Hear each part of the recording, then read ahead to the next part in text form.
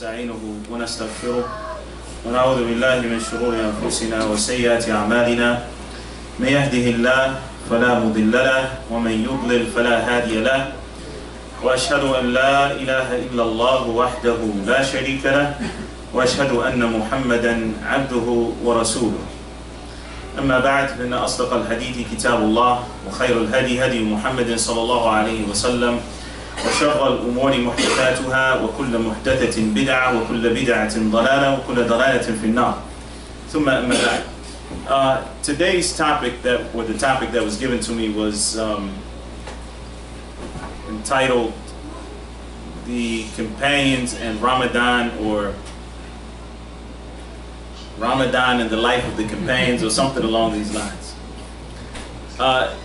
The only issue with that topic, and inshallah ta'ala at some point before Maghrib, we'll get to some of the narrations about the companions in Ramadan. The issue with that topic is, what is the significance of the companions in Islam? So before we start looking at how did they live in Ramadan, we need to understand who they were. Who were the companions of the Messenger sallallahu alaihi wasallam, and what is their status in Islam, and why are they so important? And before that, we need to understand the importance of the Messenger Muhammad sallallahu alaihi wasallam and how he lived in Ramadan. But to get to that topic, which I was going to speak on directly, there's another point that I think is very important for us to recognize in the beginning of these series of lectures. And that is because one of the reasons is today I received some correspondence from a brother who sent me a video of people gathered. It must have been a couple hundred of them, and they were making dhikr together. And there was one man in the middle, okay? He was in the middle of them. And it was like he was running a choir. He was going like this, and they were all bobbing their heads. La ilaha illallah, la ilaha illallah. It was very foreign to anything that I've ever seen attributed to Islam, though I'm familiar with the fact that this is practiced in certain places. And so then there ensued a discussion about this particular video, and some people had a problem with it, and they said that as a part of faith expression, as a ritual, as a form of ibadah, that this is something that's foreign to Islam. It's not something that the Prophet ﷺ did. If you've seen it, honestly, I mean, we don't have a monitor here or a projector, but if I showed it to you, just turn the volume down, you would not know what was going on. What doesn't look like anything familiar to us, like Salat or Hajj or anything like. Well, it kind of did look like Tawaf because of the way they were encircled. The issue here is this, though, and that is that once the discussion about this ensued, there were some who were saying, well, if you say that it's not okay, then what's your proof for it not being okay? Okay? So it's like the person who prays 5 rakats for Dhuhr, and then he says, what's the proof that I can't pray 5 rakats? Show me an ayah in the Quran that says that Dhuhr is only 4 rakats. All right? Now we know that this is reverse logic, because in Islam, everything that is an act of ibadah, an act of worship, is considered to be impermissible unless there is explicit text to show its permissibility. And when it comes to the aspects that are not ritual, okay, whether that is marriage or divorce or buying or selling or what clothes you wear or whatever it may be, all of that is permissible, except if there's a text that says that it is impermissible. So if you want to wear, for example, if you wear pants and a shirt, okay, and your shirt is plaid and your pants are striped, and someone says you can't wear that, okay, because there's no dalil that you can wear that. then we would say no, no, this is permissible, because this is not an act of ibadah. I don't worship Allah by the type of shirt I'm wearing or the type of pants I'm wearing. It's not an act of ibadah, therefore it is permissible unless there's a specific text that says that it's not permissible. So we do have texts that inform us of how a person's dress should be, especially when it comes to salat, for example, that the awrah should not be exposed. So as long as the clothes that an individual is wearing is covering the awrah, that is the private area, which is from the navel to the knees, then for the male, that is, then we would say that this is permissible for him to wear and not vice versa. Okay, so these are just principles of our religion. But it's very important for us to know how it is that we understand Islam. Where do we take our deen from? Because not all of the Muslims and not everyone who says that they are Muslim agree on this point. And so it's very critical for us to understand these aspects of our religion before we go into, because what's going to happen is now, when we start talking about how the Prophet ﷺ lived in Ramadan, someone is going to come and say to you, but my Shaykh said this. Okay, my Maulana said that. And we need to be able to really understand and be firm about where it is that we take our religion from. Because this is not something that's hidden, and the Prophet ﷺ explained this to us clearly. In fact, it was the farewell, or some of the farewell advice of the Prophet ﷺ. There's a famous hadith that many of you know, the hadith of Abu Najih al-Irbad ibn Sariyah radiyallahu ta'ala anhu, who said that, he said, وَعَظَنَا رَسُولُ اللَّهِ صَلَّى اللَّهُ عَلَيْهِ وَسَلَّمْ مَوْعِظَةً بَلِيغًا وَجِلَتْ مِنْهُ الْقُلُوبُ وَذَرِفَتْ مِنْهَا الْعُيُونُ. He said that the Prophet sallallahu alaihi wasallam gave us a maw'idah, an admonition, a powerful admonition, such that the hearts trembled and the eyes teared. And so he says, we said to the Prophet sallallahu alaihi wasallam, كَأَنَّهَا مَوْعِظَةُ مُوَدِّعٍ فَأَوْسِنَا. It is as if this is some farewell admonition. So advise us. Now you can just imagine, there are people that get rich, okay? As a matter of fact, there's one, and I can't think of the title right now, but there was a guy who had prostate cancer, and he was like in 4th stage or something like that, and the doctors told him he had 6 months to live. He was a professor at Carnegie in Pittsburgh, and he wrote, you remember the name of that book? Anyway, there's some farewell advice, his life lessons and farewell advice, and everybody held on to it really tight, and he became, I mean, he got a lot of money off of that book. They even translated it into Arabic, as a matter of fact. They used to have big signs in Medina with this guy's book, okay? And why is that? Because people look at that and they say, this is a man who is dying, you know, his last words are going to be powerful, they're going to mean something. So that's true, that is true, especially when it comes to the Prophet Muhammad sallallahu alaihi wasallam. So this was farewell advice from the Prophet sallallahu alaihi wasallam. He said, "Usikum bi taqwallah was-sam'i wat-ta'ah wa in ta'ammara alaykum 'abdun." He said that I advise you with the taqwa of Allah. And what's taqwa of Allah? What's that mean? Fear of Allah? Consciousness. To be conscious of Allah subhanahu wa ta'ala.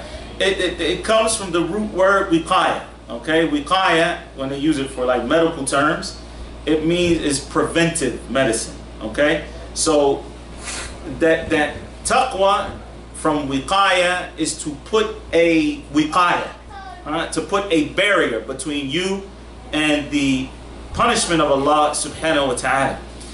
Without going into a lot of detail about taqwa, because we'll talk about that tomorrow inshallah. So he says, "Usikum bi taqwallah was-sam'i wat-ta'ah," and to hear and obey, even if the one who is the ruler over you is a slave. To hear and obey, because there is no jama'ah without some form of obedience to a leader. There's not going to be a jama'ah because everybody has the freedom to do whatever they want to do, unless there's some type of stabilizing factor. Then the Prophet ﷺ said, فَإِنَّهُ مَنْ يَعِشْ مِنْكُمْ فَسَيَرَ اخْتِلَافًا كَثِيرًا. Because whoever from amongst you lives, he's going to see great differing. Whoever from amongst you, who's the Prophet ﷺ talking to? He's not talking to the kuffar here. He's talking to the Muslims. Whoever from amongst you lives is going to see great differing. Now, this is 1435 years after the hijrah of the Prophet ﷺ, 1424 years after his death, and the Muslims have seen great differing. And we continue to see great differing, and there will be differing amongst the ummah, because the Prophet ﷺ informed us of that. No doubt about that. What do we do when we encounter these differences or this differing amongst the ummah? Did the Prophet ﷺ leave it up to everyone's intellect or their rationale to try to figure out how it is that they are going to deal with this difference? No, the Prophet ﷺ instructed us. He said, فَعَلَيْكُمْ بِسُنَّتِي. So stick to my sunnah. Observe the sunnah of my sunnah. وَسُنَّةِ الْخُلَفَاءِ الرَّاشِدِينَ الْمَهْدِيِّينَ مِنْ بَعْدِي عَدُّوا عَلَيْهَا بِالنَّوَاجِبِ.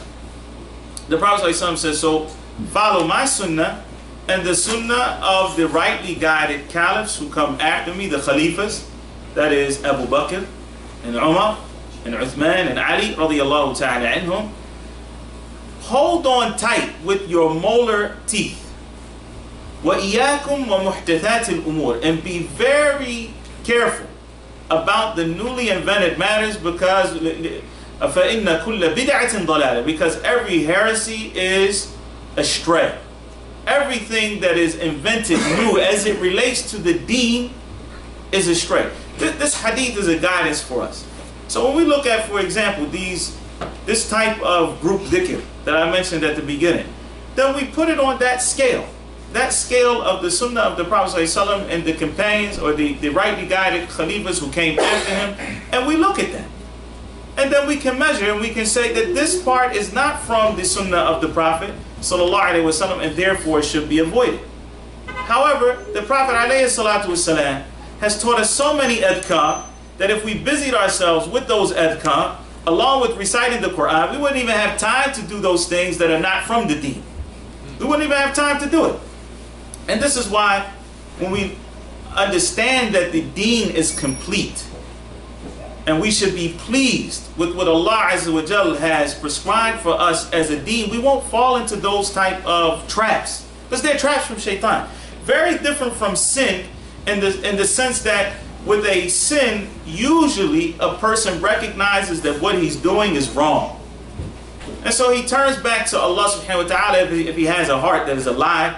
Okay, then he will turn back to Allah subhanahu wa ta'ala and repent to Allah subhanahu wa ta'ala. He feels remorse.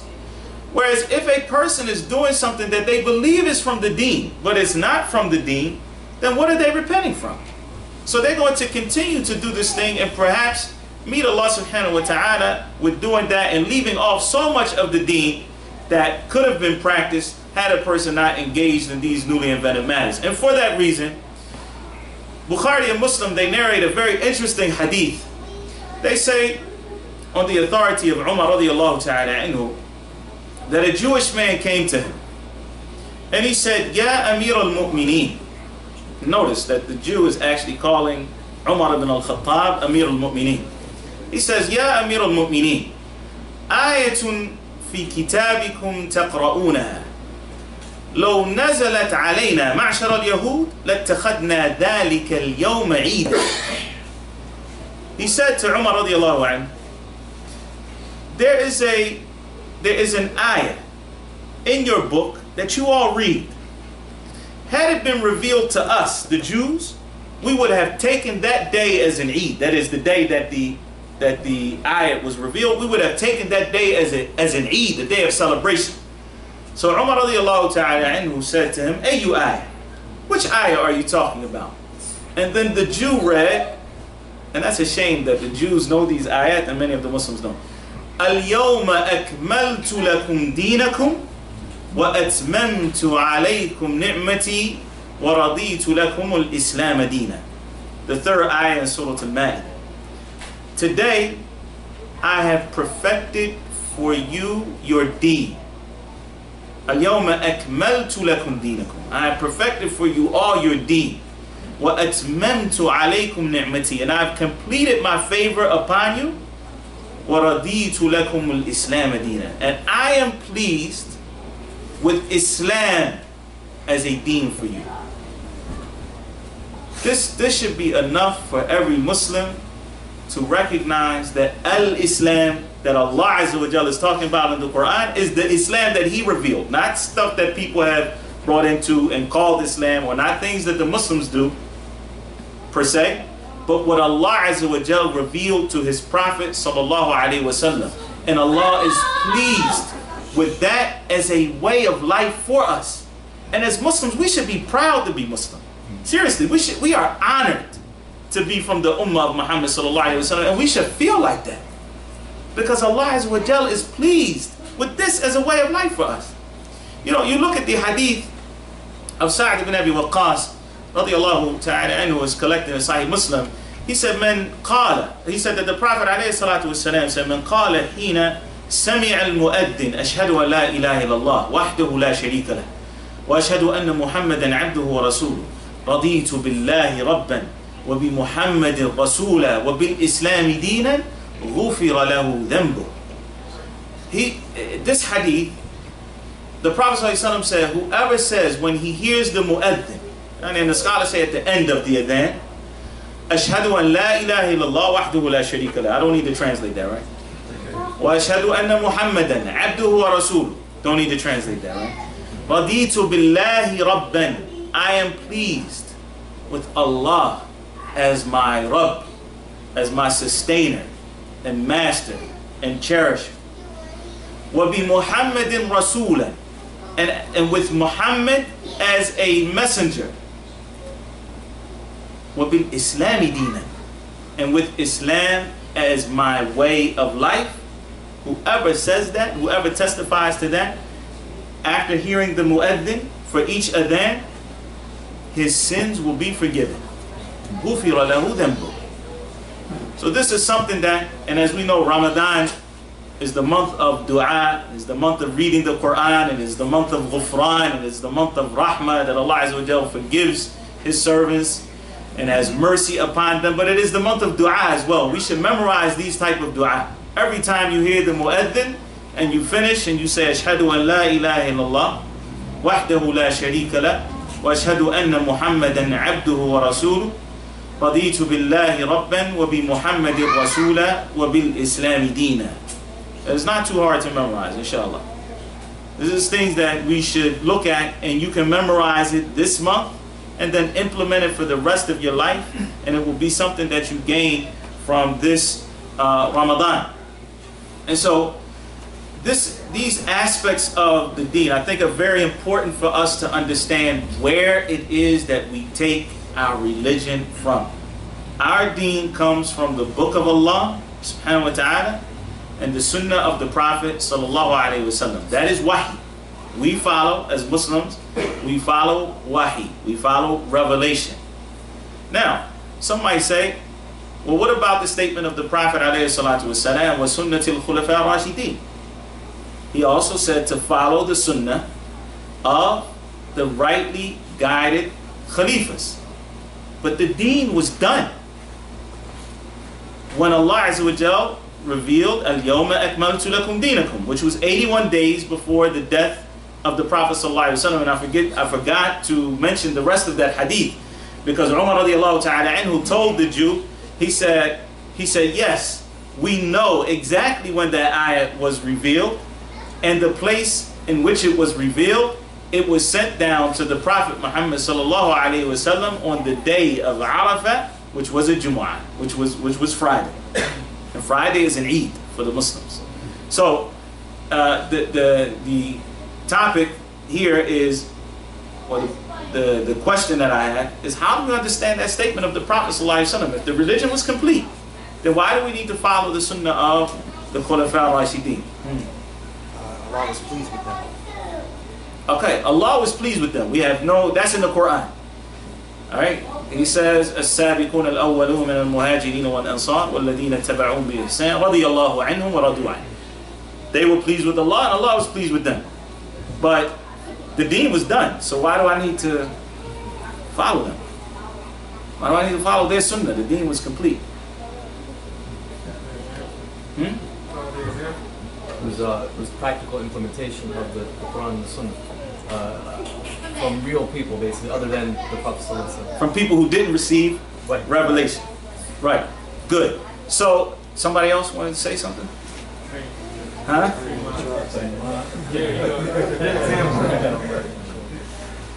Yeah. No.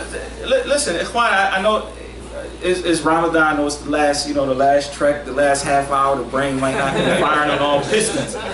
But this is important because this is the foundation of our religion. Where do we take our religion from? This is where everything diverged. So when you start talking about, for example, the Khawarij, with the first major sect in Islam, them, along with the Shia, what was it? Where did they differ? Where did they go wrong? Okay, they went wrong not that they didn't look at the Kitab and the Sunnah or the Kitab especially as being a reference point, but they went wrong when it came to interpretation.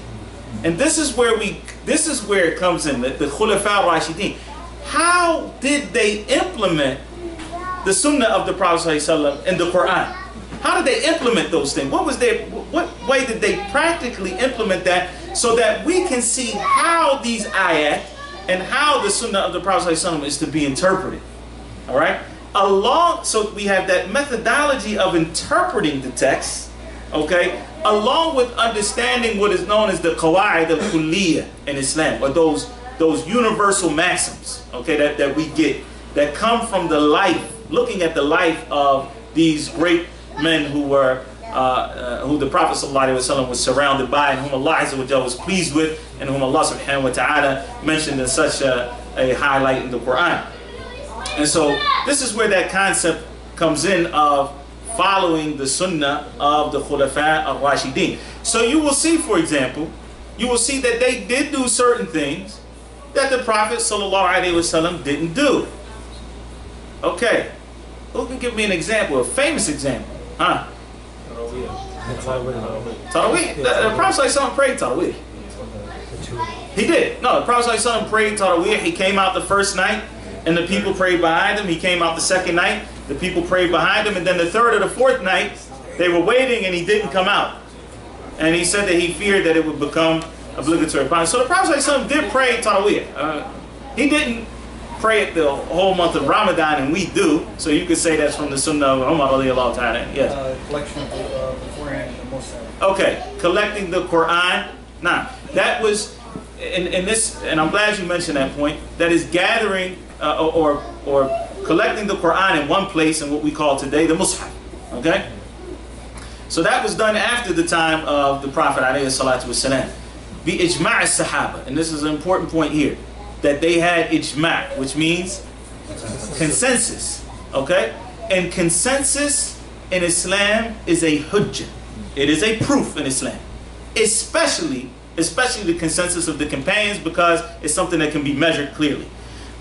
After the companions, it's kind of difficult to tell, was there a dissenting view in Iraq, for example, that nobody had heard of or something like that. But in general, ijma' is considered to be a proof according to Ahl Sunnah wal Jama'ah. Other people may not consider ijma' to be a proof, which is where they go astray as well. Because ijma', what is ijma' in general? It's not just consensus. It is unanimous. But what it is the interpretation of text. It is the interpretation of text. That is what ijma' winds up being, if you look back at it, because all of ijma' goes back to an ayat or a hadith or multiple ayat and a hadith. So what ijma' actually turns out to be is interpretation. Those who leave off that interpretation are going to wind up going astray, whether it is upon the way of the Khawarij, whether it is the Shia, the Murji'ah, or whatever early groups came, and those who follow their way today. Even if they don't ascribe themselves to them, they are still people who follow those certain ideologies. Type. So again, therefore, as Ahl Sunnah, our Deen and where we take our religion from is the Kitab and the Sunnah and Ijma'. And that is why Shaykh al-Islam Ibn Taymiyyah rahimahullah ta'ala, before him many other scholars said, but there's a summary of what they said. He says, Man qala bil kitabi was sunnati wal ijma' fahuwa min ahl sunnati wal jama'ah. Whoever takes his deen from the kitab and the sunnah and ijma', then he is from ahl sunnah wal jama'ah. And this is the way we measure, whether we are from ahl sunnah or not. Is that the basis of our deen? Or do we base our deen on dreams, like some people do? They say they saw Allah Azza wa Jalla in a dream, and the revelation came to them. Unfortunately, people like that still have followers today. And they give them little tidbits like that. Their followers really believe that they have a direct connection to Allah subhanahu wa ta'ala, whether it is through dreams or any other matter of revelation.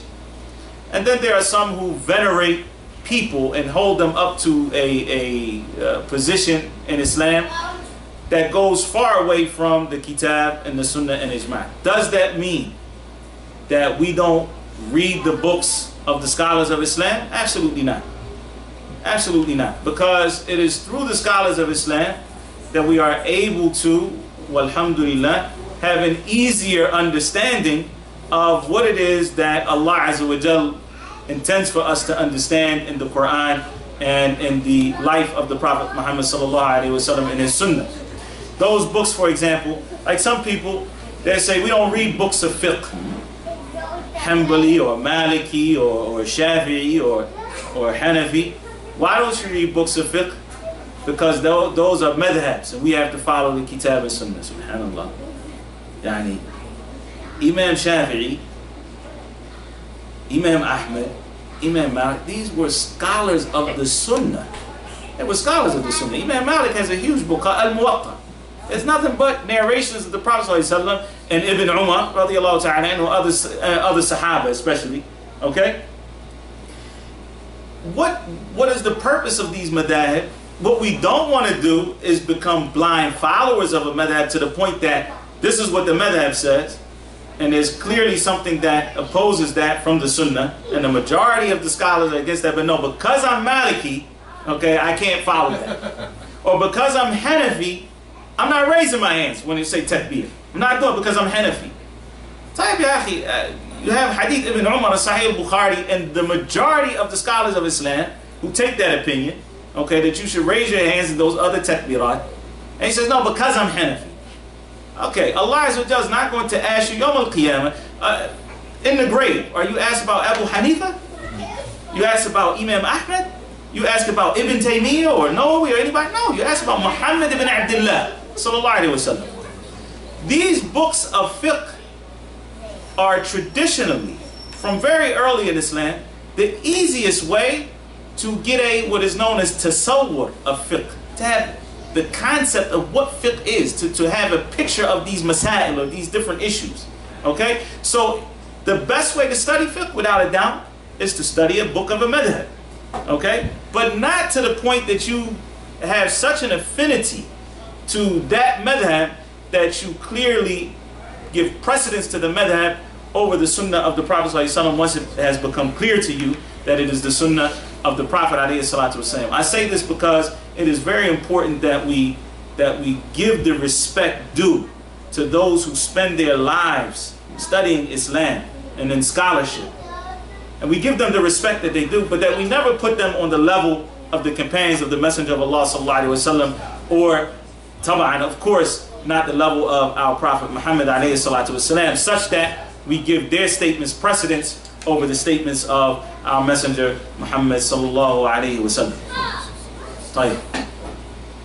That being said, as it relates to the topic of Ramadan, and since we have about 30 minutes until it's time to break fast, I'd like to begin to discuss some issues that I think are pertinent for us to know and for us to be aware of as it relates to Ramadan, and how the Prophet ﷺ conducted himself and how he lived during the month of Ramadan.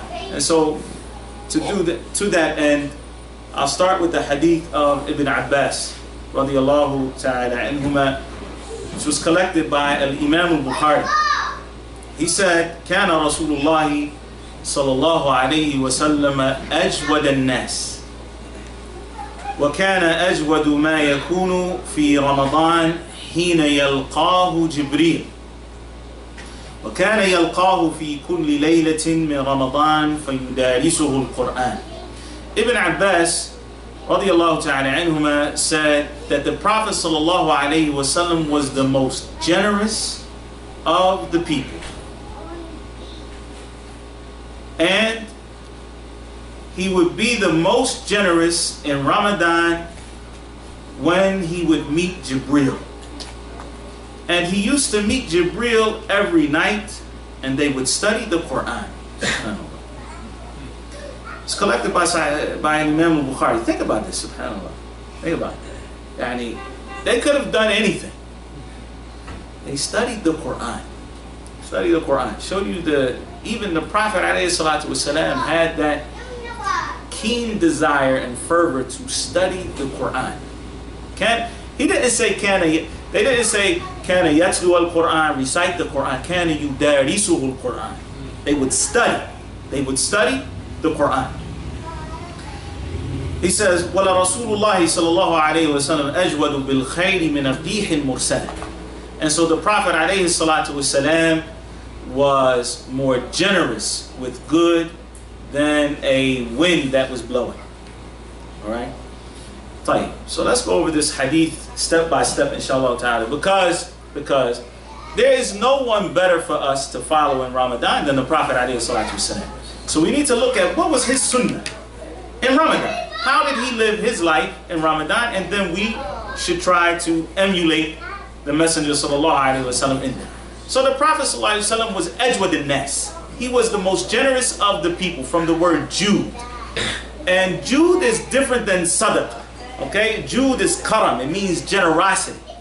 وَإِعْطَاءُ مَا يَنْبَغِي لِمَنْ يَنْبَغِي. It is to give everyone what they deserve. It's to give everyone what they deserve. That is the meaning of the word Jude, to be generous. The Prophet ﷺ was the most generous of the people. It comes in certain other hadith also in the Sahihayn, Bukhari and Muslim, that if the Prophet ﷺ مَا كَانَ يُسْأَلُ شَيْءٍ إِلَّا عَطَاهُ. There was nothing that the Prophet ﷺ was asked except that he would give it. He was the most generous of the people all year round. وَكَانَ أَجْوَدُ مَا يَكُونُ فِي رَمَضَانِ حِينَ يَلْقَاهُ جِبْرِيلٌ. But he was the most generous, even for himself. He was the most generous in Ramadan when he would meet Jibreel. And this shows you something. Because Allah says in the Quran, وَفِي ذَلِكَ فَلْيَتَنَافَسِ الْمُتَنَافِسُونَ. And in that, let those who compete, compete. You want to compete about something? The Prophet ﷺ was competing with himself. Because there's no one from amongst the Muslims who could compete with the piety of the Prophet ﷺ, or his generosity, or anything else. So who was he competing with? He was competing with himself. كَانَ أَجْوَدُ مَا يَكُونُ فِي رَمَضَانِ. See, look, throughout the year, there was no one that was more generous than the Prophet ﷺ. But in Ramadan, he was more generous because he was competing with himself. And this is how the Muslim has to be. We have to compete with ourselves, first and foremost, and also compete amongst ourselves. Because that's praiseworthy competition when we compete in doing good. When we compete for the first row in the salah. When we compete for tarawih, standing the longest. When we compete in giving our sadaqah, and all of that. He was the most generous in Ramadan when he would meet Jibreel. وَكَانَ يَلْقَاهُ كُلَّ لَيْلَةٍ. Jibreel used to meet with him every night. And what would they do? Hang out and watch the game? حين يلقاه جبريل فيدارسه القرآن. And so they would study the Quran together. Some of the scholars said the hikmah. Let me finish the hadith. The hadith at the end, Ibn Abbas says, فَلَا رَسُولُ اللَّهِ صَلَى اللَّهُ عَلَيْهِ وَسَلَّمَ أَجْوَدُ مِنَ الرِّيحِ الْمُرْسَلَةِ. So the Prophet ﷺ was more generous than that blowing wind. Now, The scholars say about the blowing wind, when a wind blows, it doesn't just affect one person. When we have, like the other night, when you had strong winds and now they got Hurricane Arthur or whatever, that doesn't just affect one person or two people. It affects everyone. It affects everyone in that locality. So they say the generosity of the Prophet ﷺ, his Jew, used to affect everyone. Okay? And that was the comparison that Ibn Abbas made in this hadith. So if you see at the beginning of the hadith, he's talking about generosity. And at the end of the hadith, he's talking about generosity. So what does that have to do with the Quran? Quran. You understand that? Like, why would he mention that in the middle? Some of the scholars said, Ibn Hajar radiallahu ta'ala, and I mentioned this in Fath al-Bari, he said that the hikmah is that when the Prophet ﷺ would study the Quran, and that interaction with Jibril, it would be a renewal of his relationship with Allah subhanahu wa ta'ala, because that's the speech of Allah. And so he would feel hina nafs, which is contentment. And when a person feels content and he's satisfied with what he has, then he becomes generous, because he doesn't need anything, because of his relationship with Allah subhanahu wa ta'ala. And so in this hadith, we see how the Prophet ﷺ was in Ramadan. This was the Prophet ﷺ who had a direct connect to Allah Azza wa Jal through wahi, okay, through that revelation. But in Ramadan it was different. It was different. He had a different relationship with Allah subhanahu wa ta'ala and with the book of Allah Azza wa Jal, with the speech of Allah Azza wa Jal. And so therefore we benefit from this hadith at least two things. Number one, the importance of being generous, especially in Ramadan, and the importance of having a relationship with the Quran. And this is the month Shahru Ramadan alladhi unzila fihi al-Quran, the month of Ramadan in which the Quran was revealed. This month we have to have a special relationship with the Quran. And it is the month that Muslims all over the world come together behind an imam and they listen to him recite the Quran in its totality in certain places and certain times, and sometimes less than that, maybe half the Quran. But the point is that this book, the Quran, is a book that was constantly recited from the time it was revealed to the Prophet ﷺ, which is part of the method that Allah Azza wa Jal used to preserve the Quran. Had it been a book that was only in the hands of certain people, only in the hands of the clergy or the noblemen or whatever, it would have been easily distorted. But because the Quran was revealed and was recited, not just in Ramadan, but 5 times a day, 3 times a day out loud, in Fajr and Maghrib and Isha, from the time that it was revealed to the Prophet ﷺ. So you see that this book, it was impossible to be distorted in the first place. Allah Azza wa Jal, just by the nature of the way it was revealed and recited through salat and preserved through that way, that we can be confident 1435 years after the hijrah of the Prophet ﷺ, that we can be confident that that book has no change in it, that there's nothing that has been distorted in the book of Allah subhanahu wa ta'ala. So if that is from Allah, why don't we have a better relationship with Him? Seriously. This is your Lord speaking to you, the one who created you, who knows you better than you know yourself. Then we need to take that seriously. And we see the effect that it has on the soul. Because when a person has that kind of relationship with Allah subhanahu wa ta'ala, then they become, as in this hadith, as the Prophet ﷺ became, they develop a renewed relationship with Allah subhanahu wa ta'ala, and they feel sufficed with Allah. Hasbi Allah. Allah is sufficient for me. Wa ni'mal wakeel. And what a great guardian He is, subhanahu wa ta'ala. And so this is very important that we take this time of Ramadan and that we take advantage of the opportunity that we have to build a stronger relationship with the book of Allah Azza wa Jal, which in turn builds a stronger relationship between the servant and Allah. And once you have that relationship, then that is the true tawheed. That is true tawheed. That you have that relationship with Allah subhanahu wa ta'ala where you single Him out in your hopes and in your fears and in your love and all of that. And if you do so, that will free you from bondage to the makhlukeen, to any of His servants. into anything that Allah Azza wa Jalla created, even your own soul. It will free you from that. It will free you from being a consumer, a slave to consumerism.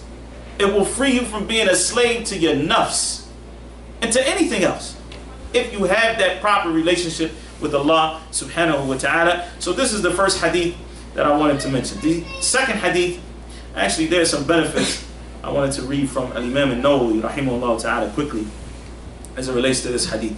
He says, منها, يعني from the benefits of this hadith, الحث على الجود في كل وقت, is that this hadith, in it is an encouragement to be generous at all times. ومنها الزيادة في رمضان وعند الاجتماع بأهل الصلاح.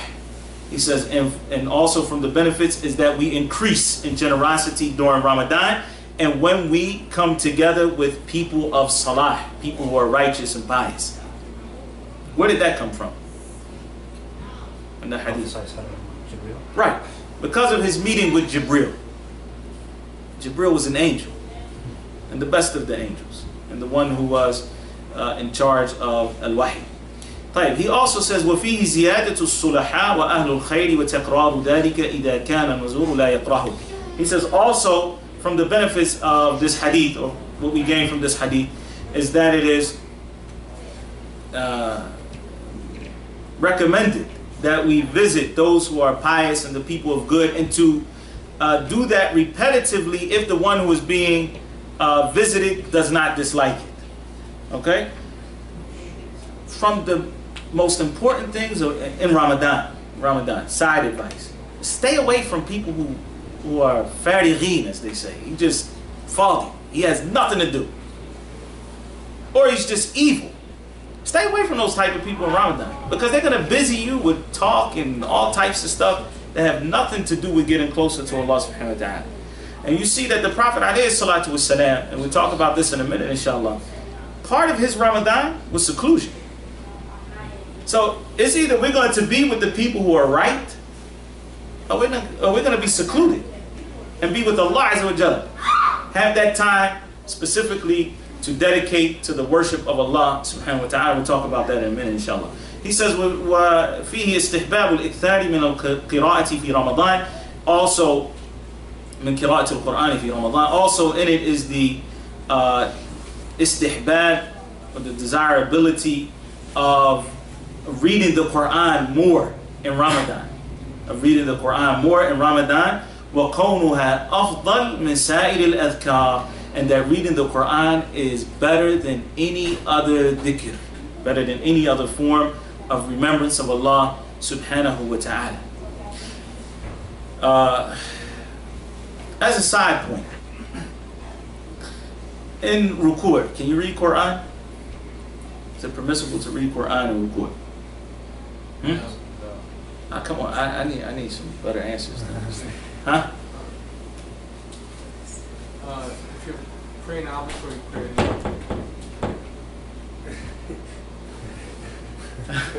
Okay, or if you're praying any prayer, no. Type. All right. We are forbidden from reading the Quran in ruku' and also in sujood. Okay? Type. But if the Quran is the best dhikr, sorry. If the Quran is the best dhikr, then why can't we read it on ruku' and sujood? You don't want to read it while you're on the ground? I respect it. Nah. No, you're not. Like, salam alaikum. Salam alaikum.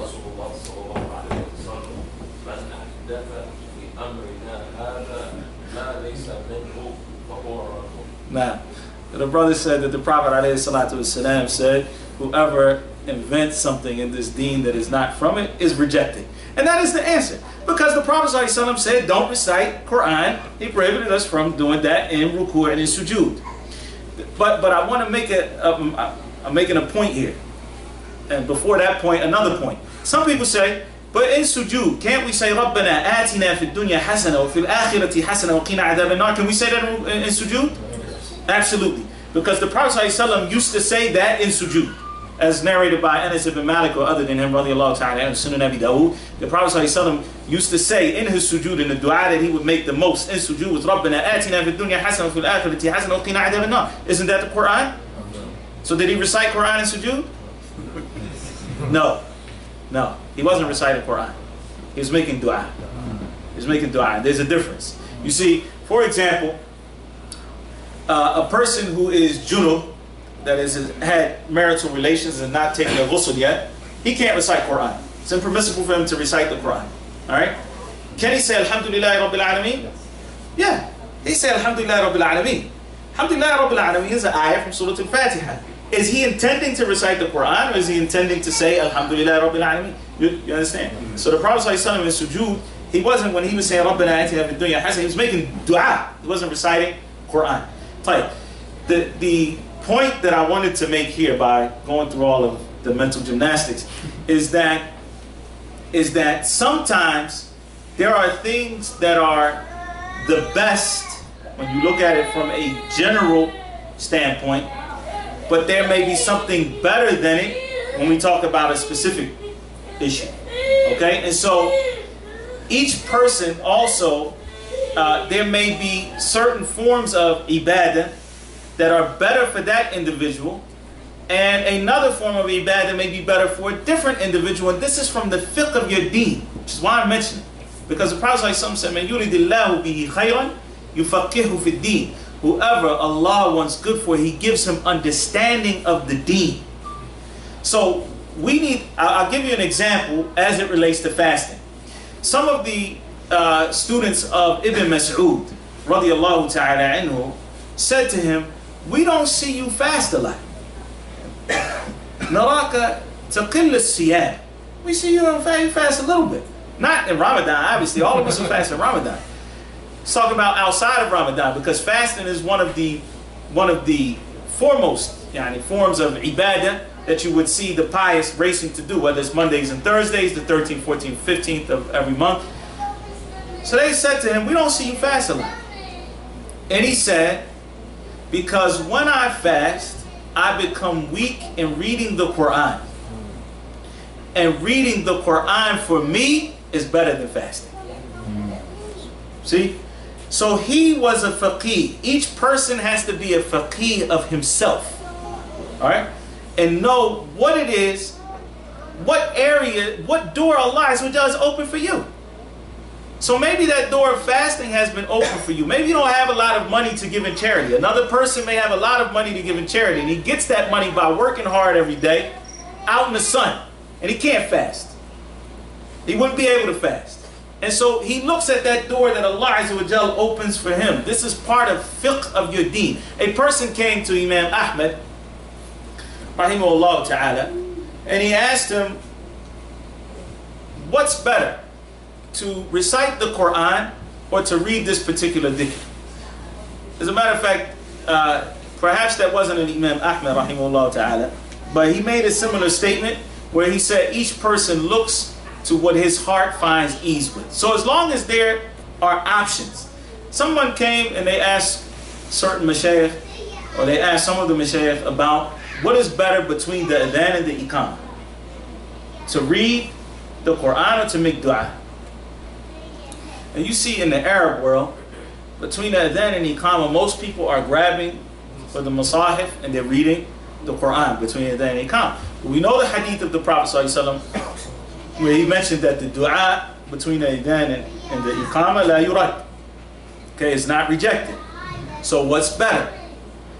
The answer to that question is each person has to look at what is better for him.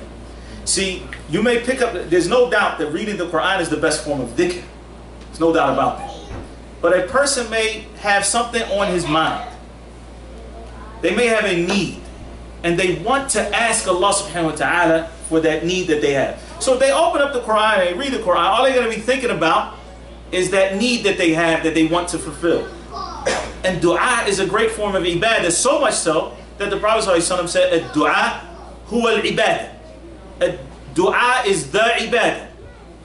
The same way that the Prophet ﷺ said, "Al-hajju arafah." Hajj is arafah, right? Ad-dua huwa al-ibadah. So this is how strong, how deep dua is when it comes to ibadah. But reading the Quran is better. But you may have a certain haja, a certain need. that needs to be, that you want fulfilled. And so you ask Allah subhanahu wa ta'ala at that time between the adhan and the iqamah. So here, Imam Nawawi says, I was trying to figure out how did I get there. Imam Nawawi says, كونها أفضل من سائر الأذكار إذ لو كان الذكر أفضل أو مساويا لفعلاه. He says, and the fact that reading the Quran is better than any other dhikr, because if dhikr was better or equivalent to reading the Quran, then the Prophet ﷺ and Jibreel would have done so. So that is that first hadith of Ibn Abbas radiyallahu ta'ala anhuma, and from it we get the aspect of generosity and reading the Quran. The second hadith, we don't have enough time, so I'm going to just mention something very quickly as it relates to the issue of suhoor, inshallah, or sahur. Both of them are correct. I'll mention that bi'idhnillah because I'd like to stop at least 5 minutes before the adhan to give us the time to get ready for al-iftar, inshallah ta'ala, to make dua. Whether that be adhkar al-masa or any other dua that you'd like to make. The issue is the issue of as-suhoor and how important it is, because the Prophet ﷺ, and we're looking at how did the Prophet ﷺ live in Ramadan. One of the aspects of Ramadan, or of the fast, is that pre-dawn meal. Okay, what is known as as-suhoor. And the Prophet ﷺ said in a hadith collected by the Imam Muslim, فَصْلُ مَا بَيْنَ صِيَامِنَا وَصِيَامِ أَهْلِ الْكِتَابِ أَكْلَةُ السَّحَرِ, that the difference between our fast and the fast of the people of the book is eating in the pre-dawn time, eating at suhoor time. One of the companions, Zayd ibn Thabit radiyallahu ta'ala anhu, said, تسحرنا مع رسول الله صلى الله عليه وسلم ثم قمنا إلى الصلاة. He said, we ate suhoor with the Prophet sallallahu alaihi wasallam. We ate sahur with the Prophet sallallahu alaihi wasallam. Just so that we know, suhoor is the actual, with the dhamma on the scene, is the act of eating at that time, the pre-dawn. Sahur is the food that you eat. Okay? So like, for example, the hadith, تَسَحَّرُوا فَإِنَّ فِي السَّحُورِ بَرَكَةً. Eat the pre-dawn meal, because in that meal, the sahur, the food itself, there is barakah. Anyway, this hadith, the Prophet ﷺ says, or Zayd ibn Thabit said, تَسَحَّرْنَا مَعَ رَسُولِ اللَّهِ صَلَّى اللَّهُ عَلَيْهِ وَسَلَّمَ ثُمَّ قُمْنَا إِلَى الصَّلَاةِ. We ate suhoor with the Prophet ﷺ, and then we stood up for the salah. Yani for the adhan was called for salah. So Anas ibn Malik, who was the servant of the Prophet ﷺ, he asked Zayd ibn Thabit, Kam kana baynahuma? What was the time frame between when you finished eating and when the adhan for salah was called? He said, Qadr 50 ayah. Said the time that it would take to read 50 ayahs. Time that it would take to read 50 ayahs. Those ayahs not being long or short, but like the ayahs, for example, that you would find in the middle of the Quran, like in Surah Al-Mu'minun, for example. Okay?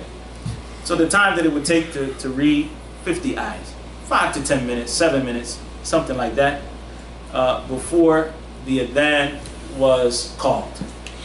And so the Prophet ﷺ encouraged us to delay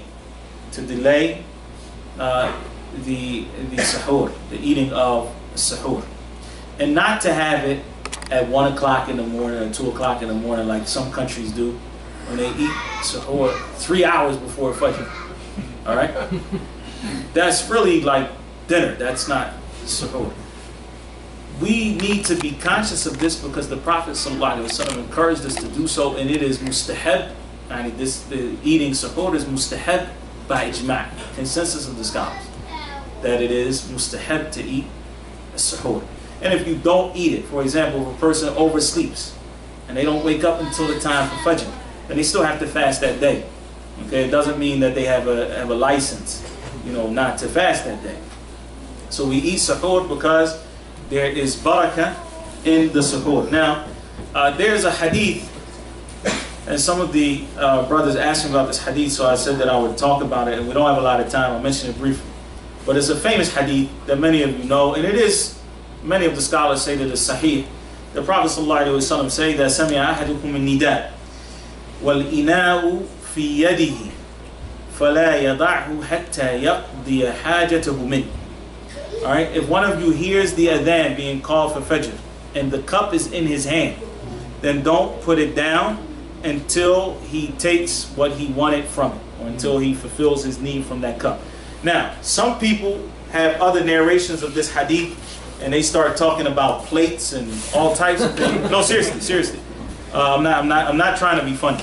I've seen it happen, and what they do is, when they know that it's almost time for Fajr, because they were negligent in getting up and you know, in a proper amount of time, so they actually, they get enough food and they put it on a plate, and then they hold the plate in their hand, and even while the adhan is being called, they just eat it. And after the adhan is being called, because it takes them longer than 5 minutes or 3 minutes, however long the adhan takes, it takes them longer than that, but it was in my hand, akhi, and the hadith says, if the cup is in your hand. That is not, we're playing with the religion at that point. Wastaghfirullah. No. What it means is that a person was not aware of the time. Okay? Because this happens sometimes, especially when you start talking about in other countries where you can actually hear the adhan being called.